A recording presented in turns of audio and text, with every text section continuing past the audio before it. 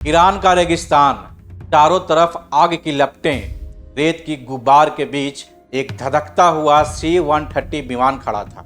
मलबे के पास 8 अमेरिकी जवानों के शव पड़े थे। ये कोई फिल्म का सीन नहीं था, बल्कि ये दुनिया की सबसे ताकतवर सेना और उसकी शर्मनाक हार का सीन था। पेंटागन की गलियारों में उस रात सन्नाटा पसर गया था। व्हाइट हाउस सकते में था। अमेरिका ने अपने नागरिकों को बचाने के लिए अपने सबसे गुप्त टीम को भेजा था, लेकिन वो टीम बिना किसी दुश्मन का चेहरा देखे अपनों की लाशें लेकर लौट रही थी। ये कहानी उस रात की है जिसने अमेरिका के अहंकार को तोड़ दिया था, और इसी मलबे और राख से पैदा हुई वो यूनिट जिसे आज दुनिया डेल्टा फोर्स के नाम से जानती है। अमेरिका के सबसे घातक और सीक्रेट स्पेशल ऑपरेशन यूनिट, यही वो फोर्स है जो वेनेजुएला में रातों रात ऑपरेशन करके राष्ट्रपति निकोलस मादुरो को उठा लाई। डेल्टा फोर्स काम कैसे करती है, इसका गठन कैसे हुआ, इसके तौर तरीके क्या हैं, जानेंगे इस वीडियो में। उससे पहले यदि आप यूपी लेखपाल का तैयारी कर रहे हैं या यूपी सब इंस्पेक्टर का तैयारी कर रहे हैं तो हमारे ऐप पे जाइए। अधिकारी अड्डा ऐप पे आपको 99 रुपया में वो सारे कोर्स अवेलेबल होंगे। उसमें आपको लाइव क्लासेस मिलेगा, रिकॉर्डेड क्लास, PDF नोट्स और टेस्ट सीरीज मिलेगा। बहरहाल चलते हैं अब कहानी पे। 60 और 70 का दशक था, वो दौर जब दुनिया बदल रही थी और सरहदें छोटी हो रही थी, लेकिन एक नया खतरा भी पैदा हो रहा था, इंटरनेशनल टेररिज्म का। 1972 में म्यूनिख ओलंपिक के दौरान पूरी दुनिया की नज़रें टीवी स्क्रीन पर टिकी थी। कभी कुछ हथियारबंद लोग ओलंपिक विलेज में घुस आए। 11 इजरायल एथलीटों को बंधक बना लिया गया। जर्मनी की पुलिस इस तरह के संकट के लिए तैयार नहीं थी। पूरी दुनिया ने लाइव टीवी पर मौत का यह तांडव देखा था। वाशिंगटन में बैठे पेंटागन के जनरल ये सब कुछ देख रहे थे। उनके माथे पर पसीना था। उन्हें डर सता रहा था कि अगर ऐसा कुछ अमेरिका में हुआ तो क्या होगा। उस वक्त अमेरिका के पास ऐसी किसी भी स्थिति से निपटने के लिए कोई एक्सपर्ट यूनिट नहीं थी। अमेरिकी सेना के पास ग्रीन बैरेट थे, नेवी के पास सील्स थे जो जंगल के लड़ाइयों के उस्ताद थे। ये बड़े बड़े युद्धों के लिए बनाए गए थे, मगर एक इमारत के अंदर घुसकर बंधकों को बचाना बिल्कुल अलग बात थी। इसके लिए सर्जिकल स्ट्राइक वाली रफ्तार चाहिए थी, एक ऐसा यूनिट जो साए की तरह काम करे, का वजूद किसी को पता ना हो।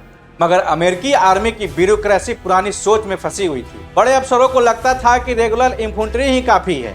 इस जिद्दी सिस्टम के बीच में एक कर्नल थे जिनका नाम था चार्ली बैकविथ।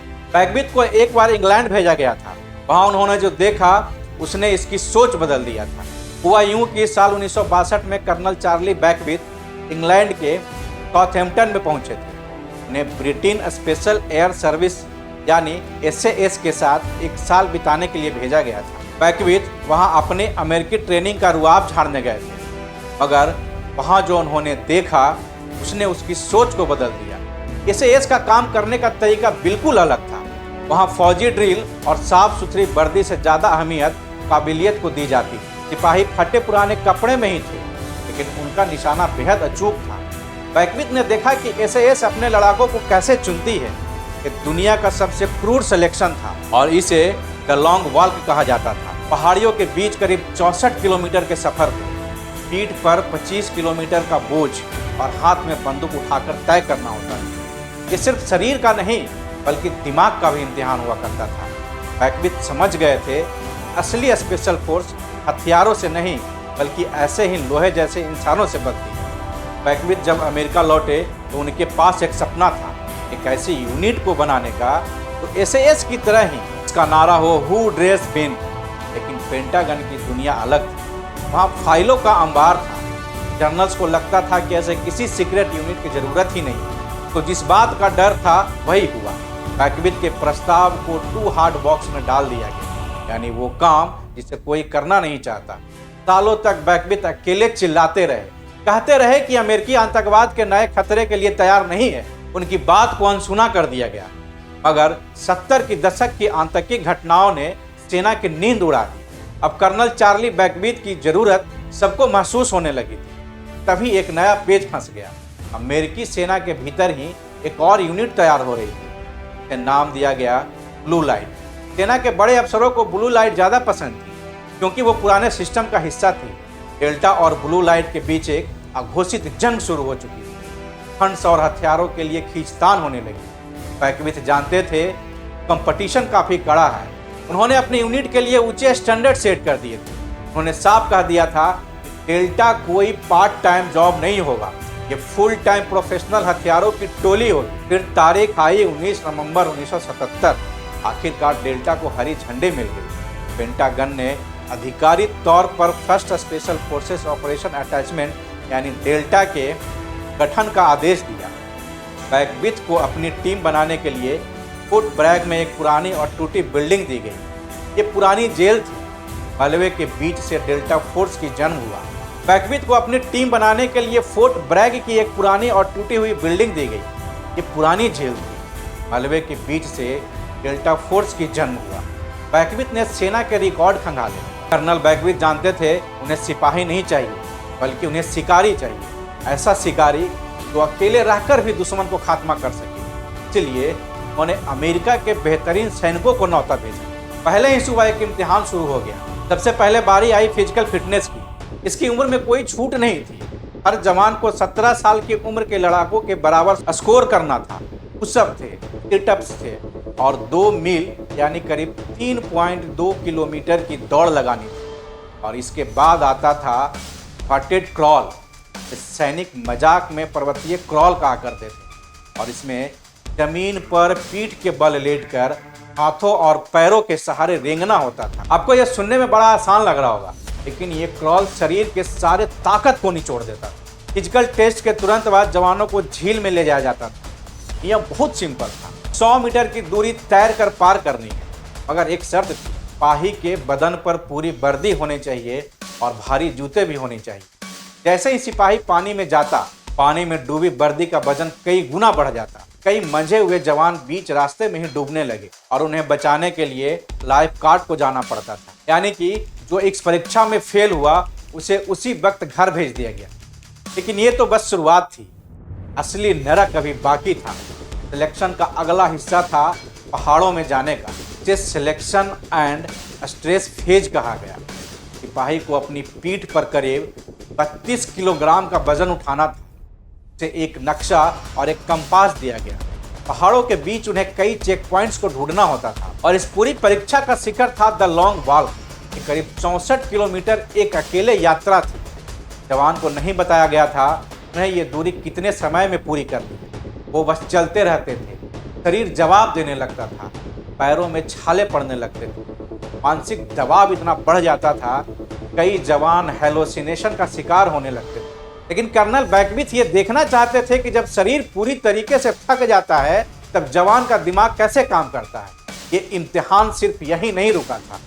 जो जवान इस शारीरिक यातना से बच जाते थे उन्हें कमांडर बोर्ड्स के सामने बैठना पड़ता था, जहां मनोवैज्ञानिक जवान के दिमाग के परतों को कुरेदने लगते थे।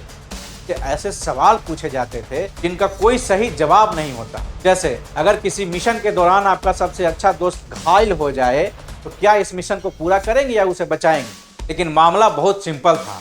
वो ये कि डेल्टा को भावुक लोग नहीं चाहिए थे, उन्हें ठंडे दिमाग वाले पेशेवर हत्यारे चाहिए थे।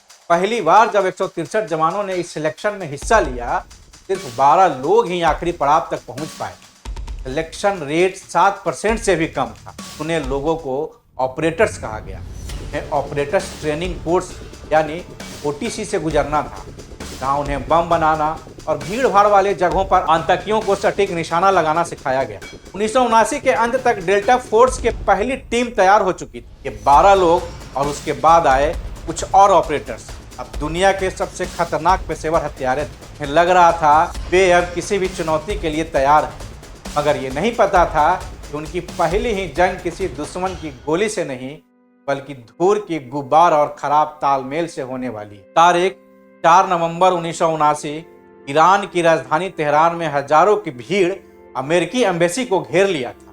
52 अमेरिकियों को बंधक बना लिया गया। अमेरिका के लिए केवल कूटनीति संकट नहीं था, बल्कि ये उसके साख का सवाल था। राष्ट्रपति जिम कार्टर दबाव में थे, उन्हें ठोस समाधान चाहिए था। पेंटागन ने डेल्टा फोर्स को याद किया। ये डेल्टा का पहले इम्तिहान होने वाला था। मिशन को नाम दिया गया ऑपरेशन ईगल क्लॉ। प्लान बहुत जटिल था। डेल्टा के ऑपरेटर्स को रात के अंधेरे में ईरान के रेगिस्तान में उतरना था, वहां से उन्हें ट्रकों के जरिए तेहरान पहुंचना था, फिर एम्बेसी पर हमला कर बंधकों को छुड़ाना था। मगर इस मिशन की सबसे बड़ी कमजोरी थी तालमेल।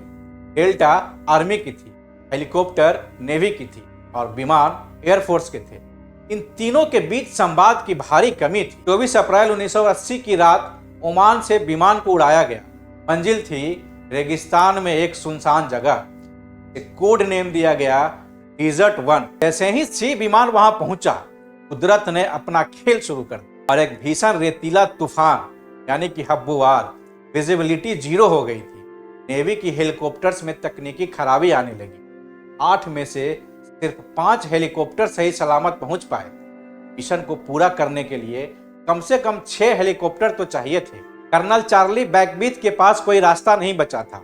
उन्होंने भारी मन से मिशन को रद्द करने का फैसला लिया, मगर तबाही तो अभी बाकी था। अंधेरे और धूल के गुब्बारों के बीच एक RH-53 हेलीकॉप्टर टेक ऑफ करते समय एक C-130 विमान से टकरा जोर का धमाका हुआ। आग की लपटों ने आसमान को लाल कर दिया। इस हादसे में 8 अमेरिकी जवान जिंदा जल गए। बाकी टीम को अपनी साख और साथियों की लाशें वहीं छोड़कर भागना पड़ा। अगली सुबह पूरी दुनिया ने ईरान के रेगिस्तान में जलते हुए अमेरिकी विमान की तस्वीरें देखी। ये अमेरिका की सबसे बड़ी शर्मिंदगी थी। कर्नल बैकविथ जब व्हाइट हाउस पहुंचे, उनकी आंखों में आंसू थे। उन्हें हार की पूरी जिम्मेदारी खुद ली। इस नाकामी की जांच के लिए होलोवे कमीशन बनाया गया। जांच में साफ हुआ तकनीकी नहीं बल्कि तालमेल की कमी ने इस पूरे मिशन को डुबो दिया था। इसी हार की रात से एक नया ढांचा खड़ा। पेंटागन को समझ में आया कि अलग अलग यूनिट्स को काम करने के लिए एक हेडक्वार्टर चाहिए और इस तरह जन्म हुआ JSOC यानी कि जॉइंट स्पेशल ऑपरेशनल कमांड्स। अब डेल्टा फोर्स अकेले नहीं थे, उसे navy seal special aviation unit के साथ मिला दिया गया था। डिजर्ट 1 की हार ने डेल्टा को और भी ज्यादा धार बना दिया और उन्होंने ठान लिया था कि अगली बार वो दुश्मन को संभलने का बिल्कुल भी मौका नहीं दे। डिजर्ट 1 के जख्मों ने डेल्टा फोर्स के काम के तौर तरीकों को हमेशा के लिए बदल दिया। अब वो सिर्फ बंधक बचाने वाली टीम नहीं थी, बल्कि वो एक प्रेसियस मशीन बन चुकी थी। 1980 के दशक में डेल्टा ने मध्य अमेरिका और मध्य पूर्व में कई गुप्त ऑपरेशन किए। 1989 में पाना के तनासा में यू नोरिएगा को पकड़ने के लिए भी ऑपरेशन एसिड कैम्ब्रिज चलाया गया। डेल्टा के ऑपरेटर्स ने एक जेल की छत पर उतरकर अपने जासूस को सही सलामत बाहर निकाला था। ये डेल्टा की पहले सबसे बड़ी सफल और सार्वजनिक जीत थी। के बाद इस सही असली अग्नि परीक्षा हुई साल 1993 में। जगह थी सोमालिया की राजधानी मोगादिश। डेल्टा फोर्स को एक सीधा सा मिशन मिला था, शहर के सबसे ताकतवर कबीले के सरगना मोहम्मद फरायदीद के 2 करीबियों को पकड़ना। डेल्टा के ऑपरेटर्स हेलीकॉप्टर से रस्सी के सहारे नीचे उतरे। उन्होंने कुछ ही मिनटों में अपने टारगेट को दबोच लिया। मैदान की लड़ाई में इस तरह से डेल्टा ऑपरेटर्स जीत रही थी, लेकिन तभी एक धमाका हुआ। एक अमेरिकी ब्लैक हॉक हेलीकॉप्टर को दुश्मन ने मार गिराया था। नियम काफ़ी सख्त था, किसी भी साथी को पीछे नहीं छोड़ना है। डेल्टा के ऑपरेटर्स बचाव के लिए दुर्घटना वाली जगह की ओर बढ़े। यहीं डेल्टा ने युद्ध और राजनीति के बीच का कड़वा सच महसूस किया। अपनी साथियों को बचाने के लिए डेल्टा ने पूरी रात मोगादिश के गलियों में खूनी जंग लड़ी और उसी जंग के बीच अपने 2 स्नाइपर, इसका नाम था गैरी गार्डेन और रेंडी सुघराट, उन्हें वो कर दिखाया तो इतिहास बन गया। ये जानते हुए कि वो अब वापस नहीं आए, गिरे हुए हेलीकॉप्टर्स की सुरक्षा के लिए अकेले छलांग लगा दी। वो अंत तक लड़े लेकिन मारे गए। टेक्निकल तौर पर डेल्टा ने अपना मिशन पूरा कर लिया था, लेकिन जब टीवी पर अमेरिकी जवानों की लाशों को सड़कों पर घसीटते हुए दिखाया तो अमेरिका हार गया था।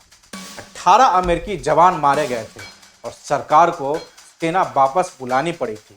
20वीं सदी के आखिरी दशक में डेल्टा फोर्स ने बाल्कन देशों में कई ऑपरेशन को अंजाम दिया। के अलावा काउंटर टेररिज्म के तमाम ऑपरेटर्स भी डेल्टा के जिम्मे आ गए। अब वो समय था जब दुनिया 21वीं सदी में इंटर कर रही थी और ये डेल्टा के सामने नई चुनौतियां भी लेकर आ रहा था। 9/11 के बाद डेल्टा फोर्स का चेहरा पूरी तरह बदल गया था। अब जंग भारतों तक सीमित नहीं थी, अब जंग पूरे के पूरे नेटवर्क के खिलाफ थी। अफगानिस्तान और इराक में डेल्टा ने हाई वैल्यू टारगेट का शिकार शुरू किया। उन्होंने तकनीकों का अपना सबसे बड़ा हथियार बना दिया। अब ऑपरेटर्स के पास बंदूकें नहीं थी, बल्कि उनके पास ड्रोन फुटेज, सैटेलाइट कम्युनिकेशन और सिग्नल इंटेलिजेंस की ताकत थी। इराक में डेल्टा फोर्स ने जनरल स्टैनली मैकलिस्ट के नेतृत्व में नया मंत्र अपनाया कि takes a network beat a network. उन्होंने अपनी रफ्तार इतनी बढ़ा दी थी कि अलकायदा के आतंकियों को सोचने तक वक्त नहीं मिलता था। वो एक रात में 10-10 ठिकानों पर छापेमारी करते थे और इसी रफ्तार का नतीजा ये हुआ 2006 में अब्बू मुसाल अल-जाकाबी जैसे खतरनाक आतंकी का अंत हुआ। डेल्टा फोर्स का ढांचा भी अब पहले जैसा नहीं रहा। का असली घर नॉर्थ कैरोलिन का फोर्ट ब्रैग था, जिसे अब फोर्ट लिबर्टी कहा जाता है। यहाँ एक हिस्सा है जिसे द कंपाउंड के नाम से जाना जाता है। ये जगह किसी किले से कम नहीं है। यहाँ का ढांचा किसी आम आर्मी जैसा बिल्कुल नहीं है। ये कॉम्बैट एप्लीकेशन ग्रुप यानी CAG यानी कैग कहा जाता है। डेल्टा को मुख्य रूप से 4 ऑपरेटर्स स्क्वाड में बांटा गया, A, B, C, D। Squad में इस स्क्वाडर में करीब 75 से 80 स्क्वाडन होते थे। ये ऑपरेटर्स आगे चलकर छोटी टीमों में बढ़ जाते हैं, इन्हें ट्रूप कहा जाता है। समय बदला तो डेल्टा का रूप भी बदल गया। अब डेल्टा सिर्फ हमलावर की टीम नहीं थी, इन्हें एक गुप्त नेटवर्क था, यानी कि सीक्रेट नेटवर्क के G स्क्वाडन कहा जाता था। ये लोग दुनिया भर में फैले होते हैं, जासूसी करते हैं, रेकी करते हैं और हमला करने से पहले ज़मीनी हकीकत की सारी जानकारियाँ लुटाते हैं। ऑपरेटर्स को कैसे पहुँचाना है, किस रास्ते से, किस प्लेटफॉर्म से, किस तरह के खास साधन से, ये काम ये स्क्वाडन संभालता है। डेल्टा फोर्स के काम करने का तरीका भी बहुत सटीक है। ये अकेले काम नहीं करता, इंटेलिजेंस सपोर्ट एक्टिविटी यानी कि ISA के साथ मिलकर काम करता है, जिसे द एक्टिविटी भी कहा जाता है। सीक्रेट यूनिट दुश्मन के रेडियो सिग्नल और फ़ोन कॉल्स को इंटरसेप्ट करती है। जब सटीक लोकेशन मिल जाती है तब डेल्टा के ऑपरेटर्स हरकत में आ जाते हैं। निशाना इतना पक्का होता है कि बंधकों के बीच से आतंकियों को चुन चुन कर मारते हैं। डेल्टा के पास अपना खुद का बजट होता है, तो बाजार से किसी भी तरह के आधुनिक हथियार खरीद सकते हैं। वे अक्सर अपने हथियारों को खुद से मॉडिफाई करते हैं ताकि वो उनकी ज़रूरतों के हिसाब से वो काम कर सके। डेल्टा फोर्स और नेवी सील्स के बीच में अक्सर तुलना होती रहती है, मगर दोनों के संस्कृति में एक बुनियादी फर्क होता है। नेवी सील्स की चर्चा मीडिया में खूब होती है, पर फिल्में बनती है और किताबें लिखी जाती है, तो डेल्टा एक परछाई की तरह रहना पसंद है। डेल्टा फोर्स इतनी सीक्रेट है कि अमेरिका सरकार आधिकारिक तौर पर कभी इसका नाम ही नहीं लेती। इसे अक्सर द यूनिट या टास्क फोर्स ग्रीन कहा जाता है। कि ऑपरेटर्स लंबी दाढ़ी रखते हैं, आम कपड़ों में घूमते हैं ताकि वो भीड़ का हिस्सा बन सके, और वो किसी भी फौजी नियम को नहीं मानते। जो ऑपरेटर्स कभी अपने पहचान को उजागर नहीं करते, वे रिटायरमेंट के बाद भी गुमनाम रहते हैं। पेंटागन में उन्हें द क्यूट प्रोफेशनल कहा जाता है। तब बुलाए जाते हैं सबसे इम्पोर्टेंट मिशन को पूरा करना होता है। हालिया उदाहरण की बात करें तो अक्टूबर 2019 में सीरिया का इंदली प्रांत था। आधी रात का वक्त था। डेल्टा फोर्स के 8 हेलीकॉप्टर जमीन से बहुत नीचे ऊंचाई पर उड़ रहे थे और मंजिल थी एक कंपाउंड जहां ISIS के सरगना अब्बू बरक अलबदारी छिपा था। डेल्टा के ऑपरेटर्स ने दरवाजे से घुसने के बजाय दीवार में धमाका किया और सीधे अंदर घुसे। बगदादी दौड़कर एक सुरंग में घुस गया, मगर वो डेल्टा की खोजी खुद को और ऑपरेटर से बच नहीं पाए, तो खुद को उड़ा लिया। डेल्टा ने बिना किसी शोर के दुनिया के सबसे बड़ी आतंकी का इस तरीके का अंत किया। ये यूनिट आज उस जगह पर खड़ी है जहां पहुंचने का सपना कर्नल बैकविच ने देखा।